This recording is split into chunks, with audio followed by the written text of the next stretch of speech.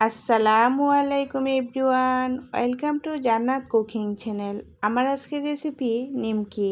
আর এই নিমকিটা একদম সাধারণ নিমকি না, এই নিমকিটা হলো প্লেন নিমকি। গড়ে থাকা অল্প কিছু উপকরণ দিয়ে এই নিমকিটা তৈরি করে নিতে পারবেন, খেতে কিন্তু অনেক বেশি মজার হয়ে থাকে। আশা করছি সকলের কাছে অনেক বেশি ভালো লাগবে। এই নিমকিটা তৈরি করে নেওয়ার জন্য মিক্সিং বলে নিয়েছি আমি 1.5 কাপ ময়দা। আটা ময়দা যেটাই থাকে সেটা দিয়ে তৈরি করে নিতে পারেন। আপনারা যদি কম অথবা বেশি তৈরি করে নিতে চান তাহলে ময়দার পরিমাণটা একটু বাড়িয়ে কমিয়ে নিতে হবে। এখন দিয়ে দিচ্ছি 1/2 চা চামচ লবণ, 2 চা চামচ রান্না করা রেগুলার তেল। এখানে কিন্তু খুব বেশি তেল দেওয়া যাবে না, ময়দার সাথে তেলটা আলতোভাবে মিশিয়ে নিতে হবে।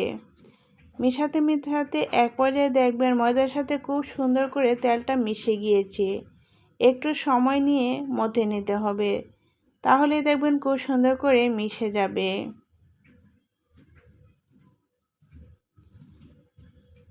মিশানোর পর দেখবেন এই মিশ্রণটা এরকম হবে। হাতে মুঠ করলে দেখবেন কিছুটা দলা দলা হয়ে যাবে, আর আলতোভাবে চাপ দিলে দেখবেন খুব সুন্দর করে জোর জোর করে ভেঙে যাবে।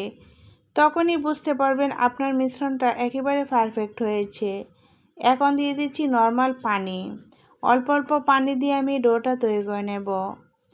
অনেক বেশি টাইট অথবা অনেক বেশি সফট এরকম করে ডোটা তৈরি করা যাবে না, হালকা একটু সফট করে ডোটা তৈরি করে নিতে হবে। এখন দিয়ে দিচ্ছি 1 টেবিল চামচ সুগার পাউডার। এই সুগার পাউডারটা দিলে দেখবেন এই নিমকিগুলো খেতে অনেক বেশি মজার হবে। এখন সব কিছু মিশিয়ে একটা ডো তৈরি করে নিয়েছি, আর এই ডোটা একটু ভালো করে মথে নিতে হবে। 7 থেকে 8 মিনিট খুব ভালো করে মথে নিতে হবে, তবেই দেখবেন ডোটা অনেকটাই সফট হয়ে আসবে। এখন একটা ঢাকনা দিয়ে ডেকে রেস্টে রেখো 10 থেকে 15 মিনিটের জন্য।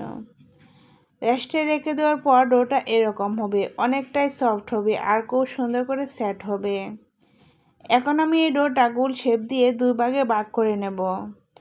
তারপর আমি পাতলা একটা রুটি তৈরি করে নেব। আপনারা চাইলে সম্পূর্ণ ডোটায় একটা বড় রুটি তৈরি করে নিতে পারেন।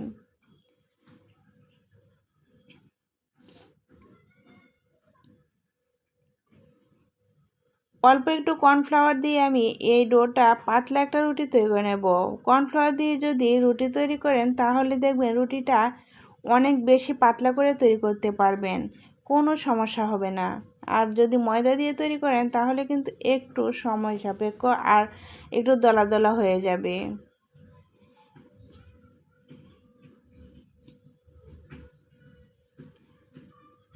এখন আমি এই রুটিটা তৈরি করে নিয়েছি একটু পাতলা করে। আমরা রেগুলার যে রুটি তৈরি করি ওই রুটির চেয়ে একটু পাতলা করে রুটিটা তৈরি করে নিতে হবে। এখন একটা পিজা কাটা দিয়ে আমি কেটে নিচ্ছি, আপনারা চাইলে নাইফ দিয়েও কেটে নিতে পারেন। সম্পূর্ণ রুটিটাই আমি লম্বালম্বি করে কেটে নিচ্ছি, তারপর আড়াআড়িভাবে কেটে নেব। নিমকি শেপ যেভাবে দিতে হয় ওভাবেই আমি কেটে নেব। আপনারা চাইলে যে কোনোভাবেই কেটে নিতে পারেন।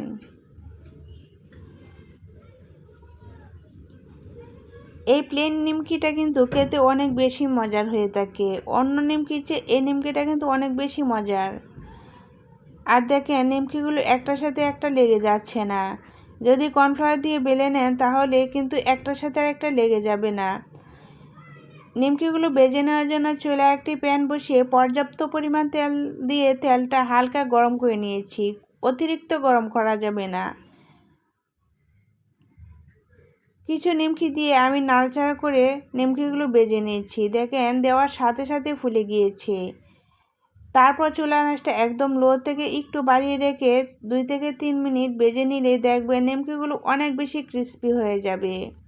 এভাবেই আমি নিমকিগুলো ভেজে নিয়েছি, আর সবগুলো নিমকি একই প্রসেসেই ভেজে নেব। আপনারা আপনাদের পছন্দ মতো করে ভেজে নিতে পারেন, আপনারা যেরকম পছন্দ করেন। এই তো দেখেন আমি সবগুলো নিমকি ভেজে নিয়েছি, আর দেখেন মাশাআল্লাহ কত সুন্দর একটা কালার এসেছে।